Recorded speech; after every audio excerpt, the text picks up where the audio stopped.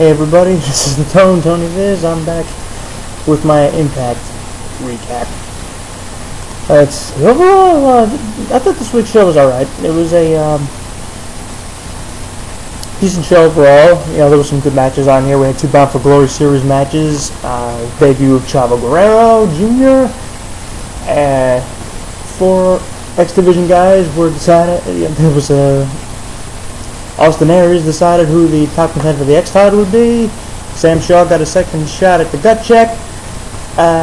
Joey Ryan appeared, and the Aces and Eights, of course, were on the attack again. And we have a new person being accused of that, of who's behind the attacks. So, okay, let's just dive. Okay, with all out of the way, let's just dive right into the show here. It started. Sting came out. He says that Hulk Hogan's at home with a shattered hip because of the Aces and Eights attack. Then Sting mentions that Dixie's made him the GM for now while Hulk is out recovering. And then he calls out the Aces and Eights guys. But then Austin Aries comes out. He says that the Aces and Eights are about a numbers game. You know, he said that they jumped the world. He says that, you know, they jumped the world champion, and that means that they're attempting to make a statement. So Aries promises that if they show up, he'll make a statement on them. And I believe he said that that isn't a threat, that's a promise. Then Kurt Angle came out, and he said how Aces and Eights tried to take 2 things off from him. You know, they tried to physically hurt him and take away his world title shot. So he says that he wants to fight those SOBs too. Then out comes former world champion Bobby Roode. He says he's not out there to fight anybody.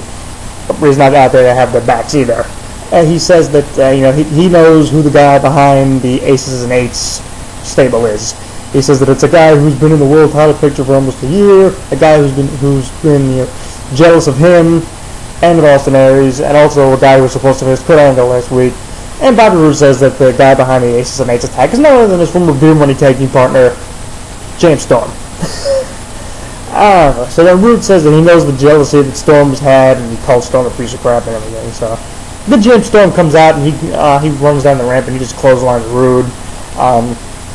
Then they get in the ring and they go at it for a bit while just Sting, Aries, and Angle just watch as the 2 of them just punch each other, and then eventually Roode rolls out of the ring and he's sending the camera over there. The truth hurts.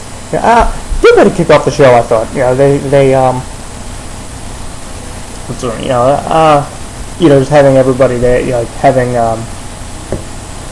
Sting there and Austin Aries, having all of them come out, against they'll want to be united against this faction. I thought it was kind of cool, but it's like this whole thing about Roode accusing James Storm was kind of, I don't know, it just came kind of out of left field. I don't know where the hell that came from. So then we get comments about Chavo Guerrero's debut, right? We get comments from Tara saying she's known Chavo since like the first day she walked into wrestling. It says that him being in TNA will be awesome. Kid Cash says that he and Chavo crossed paths in the past, and we'll see if they do in TNA. Also, and then Kurt Angle mentions that he had great matches with Eddie Guerrero and also with Chavo, and he said that Chavo was a good technician. So then we go back to Bobby Roode, and he's headed out of the arena, and some dude asks him about his accusing Storm of being the leader of the Aces and Eights group. Roode says that he knows how Storm works. No one wants to listen to him. He says that he knows what makes Storm tick, and that the truth will come out. And then he takes his bag and he takes his roll bag and he just walked out of it. And he says, "I'm out of here." All right, not a bad segment. Then we had knockout tag action: Mickie James and Tara versus Madison Rayne and Gail Kim. Madison and Gail win. Madison supposedly got the pin on Mickie. This had a weird finish to it. Since Earl Hebner is the guy that Madison has the hots for.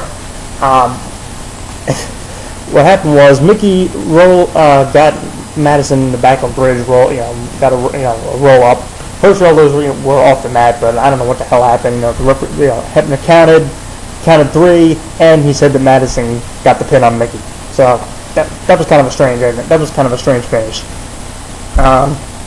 And Sting is backstage with Austin Aries, and he's saying that he's got Aces and Eights on his mind, and he's he can't really run the show tonight or whatever the hell he was saying. I don't even remember. So then he tells Austin Aries that to take the lead and take charge of the X Division and make some cuts. And Austin Aries says he's got aces and eights on his mind too. And Sting says, do what you got to do with the X Division or whatever. It made no sense. It's like Sting was made GM from that, and he just gives the job, and he just sticks Austin Aries with the job. So it's like, okay, yeah, make some cuts for guys who some of them aren't even on the roster yet. I mean, the cuts were later on it was to see who would get a shot at the X Division title. Sanjay Dutt, Rashad Cameron, Dakota Darso, or Kenny King. So they had to make cuts. So these are 4 guys who were technically not even on the roster yet, and Sting was telling Austin Aries to make some cuts. That didn't make sense. Then they go to a video package about Sam Shaw, who was going to be in the gut check match last week, but because the Aces and Eights attack was pushed back to last night. And he says that he's waiting for his chance. Now he's ready to take it, and he says he's more excited than he is nervous, and he'll show everybody what he's got. Then we get more comments about Chavo. Hernandez says that it's Chavo coming to TNA is incredible. Gunner makes some heelish comments or whatever, and Bubba Ray Dudley or Bully Ray, whatever you want to call him, says that he's just another Guerrero he can beat on. So then Jeremy Borash is in the ring with gut check contestant Sam Shaw, and Shaw will be facing Doug Williams. So we get Doug Williams versus Sam Shaw. Doug Williams won, got the pinfall. Solid but short match. What happened was during the match, actually, they had some quote-unquote fans holding up signs that said 87% on them, and Joey, and of course that was in reference to Joey Ryan saying that the 87%ers wanted to see him get a TNA deal or whatever. So Al Snow came out to ringside, and Joey Ryan decked him. They didn't really show too much, So what happened was, Sam Shaw got distracted by what was going on with Joey Ryan, and then Doug Williams capitalized and hit the Chaos Theory and got the pinfall. So then they go to Austin Aries in the GM office or whatever with the 4 X Division guys, Repo Jr., Rashad Cameron, Kenny King, and Sanjay. And then with all of them, Austin Aries telling each of them to say why they should get a shot at the X Division title or whatever. But this was a lot. I couldn't really make out a lot of what the hell was going on here. I thought this was just a little bit too much here, but too much back and forth, yada yada, chatter and everything. But Sanjay pretty much said that the only reason Zema Ion won the Ultimate X is because he used the hairspray on Sanjay's eyes, and that happened. So then, eventually, after a lot of chatter, the Rashad movement is being moved out of the title hunt right now. So Austin Aries cuts Rashad Cameron from the title hunt. Like I said, there was a lot of talking going on, and I couldn't make out everything that was said. Sorry about that. So then they show the Chavo Guerrero video, and it says that he'll make his in-ring debut next week. So then Chavo comes to the ring, and the fans chant his name, and he was really over here. He says that he knows where he should have been the last few years. He says that he's really humbled that he's in the TNA ring. He thanks the fans for it, and they also showed Hector Guerrero, who's the Spanish commentator, during this, and then he says there's one thing that every Guerrero has done that they've done in every promotion, and that's be a champion for everyone they've been in. They haven't been one for TNA yet, and he hopes to be a champion in TNA soon. And he says that if he looks at the talent backstage, he sees a lot of hungry guys, a lot of hungry wrestlers, and he sees the eyes of the best. And he says that he's here to beat the best guys. So then he tells the fans to remember this date because it's Guerrero time. And it's time for Chavo to be a champion in TNA. Then out come Kid Cash and Gunner. Kid Cash asks if everyone in the family was a wrestling legend. He just rags on Chavo, and he was saying, "Oh, you guys are family royalty. We got to bow down to you, and this and that." And he asks, "What generation wrestler are you? What number generation are you?" Whatever, blah blah blah. Then he asks if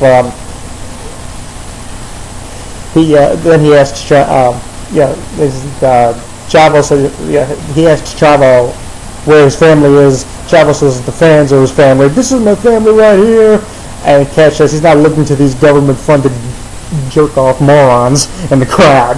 He asks Chavo where the rest of his real family is. He has, where Armando and Chavo Sr. He says, he says, are they too old or are they too drunk?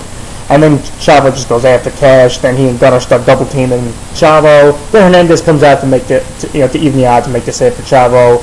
And Hernandez and Chavo clean house on Gunner and Cash. Actually, good segment. I thought Chavo had a good promo here in his debut, and this was actually really good. They're gonna do Hernandez and Chavo versus Cash and Gunner. That could be a good feud. Then we go to Kurt Angle backstage. He's telling James Storm the room is full of crap, but he still feels compelled to ask Storm if Storm has a connection to the Aces and Eights stable. Storm says that if he has an issue with someone, he goes to whoever that person is firsthand and isn't afraid of an ass whooping. So he says, Angle. So Angle pretty much at this point, convinced that Storm's got nothing to do with the Royal Flush Aces and Aces. And he asks if they show up, will Storm have their back? Will Storm have everyone's back?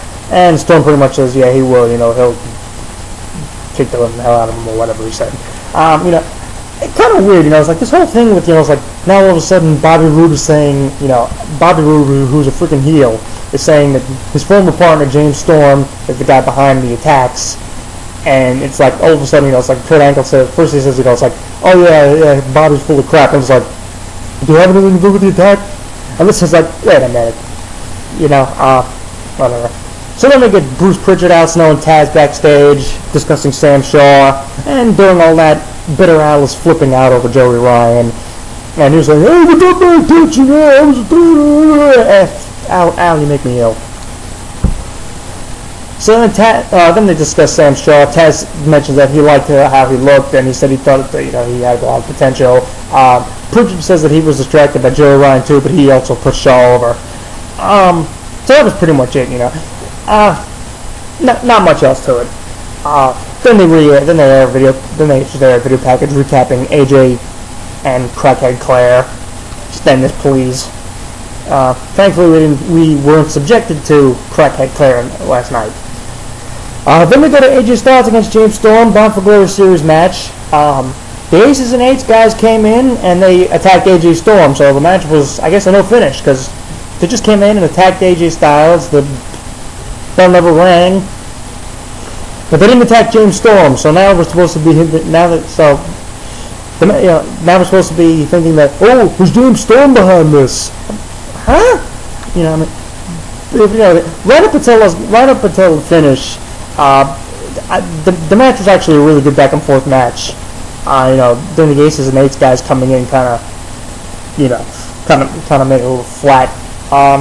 Like I said, I'm not really into this whole thing about them saying, hinting that James Storm might be the guy behind this playing card group. So James Storm's walking backstage, and then freaking producer Jason Hervey mentions that the Aces and Eights guys never attacked him just before, and then Storm grabs him and says that he doesn't need any assistance kicking someone's ass, and he just walks off. Alright, so now it's time for the gut check, for Sam Shaw to be gut checked. Time for his segment. So JB's in there with Bruce Pritchard, Al Snow, and Taz. Sam Shaw comes out. Shaw says that he came up short, but they all saw what he could do in the ring, and he asks him to say yes. Al Snow goes first. He says that because Joey Ryan came out, he didn't really see Shaw's match, and he says he'd like to say yes, but he has to vote no, which didn't make any sense at all. It was like, yeah, Joey Ryan came out, and I didn't see it, so I got to vote no. Okay, what the fuck was that about? Didn't make any sense. They could have just said, I was like, oh yeah, I don't know, so I can't really vote. Okay, whatever. Time for Bruce Pritchard's turn. He says that he actually got to see Shaw's match against Doug Williams. So Pritchard votes yes. So it's the predictable 1-1 tie. Time for Sam Shaw to cut the tiebreaker 30-second promo to convince Taz to give him the yes vote. So Shaw tells Taz that he's looking to show the same fortitude that Taz showed in '99 when he was in ECW, looking to become in the major leagues, like, you know, because being ECW World Champion in '99 wasn't being in the big league. Okay, whatever. But anyway, so Taz said that he loves Shaw's energy. He said that, you know, Shaw lost his focus during the match, but Taz votes yes anyway. So Sam Shaw gets the TNA contract, and he's all psyched and everything. Not a bad segment. Then we go to Austin Aries back in the office with Dakota, Repo Jr., Darso, Sanjay Dutt, and Kenny King. Each guy saying why they should get the X Division title match. Sanjay was saying that, you know, it's like he'd be X Division champion if it weren't for Zema Ion, Hairspray, and if his shoulder wasn't dislocated during the Ultimate X match. Kenny King says that he's got the talent, the looks, and the talent. And Dakota also says, you know, he's different and he's not really flashy. And then Austin Aries says that the X Division is sometimes about flashy, and he says that he doesn't think Dakota's, you know, he thinks that, you know, says that Dakota's not ready yet because he's still too worried about what Zema Ion did to his friend Jesse Sorensen. So Dakota Darso is cut from the title hunt. Then Dakota storms out of there, and then Aries says that he hopes Dakota's dad's repo business is going well, which I kind of found funny. Yeah, obviously in reference to his dad's Repo Man gimmick. This segment with these guys was better than the first one. I thought it was shorter and they didn't say as much. You know, it wasn't like So then, time to find out. You know, so of course they do the predictable. You know, it's like, okay, we'll see. Okay, now it's down to two guys, so I'm gonna decide right before the match who gets the title shot. So time to find out who gets the shot. Zema Iron comes out. They show Austin Aries backstage with Kenny King and Sanjay.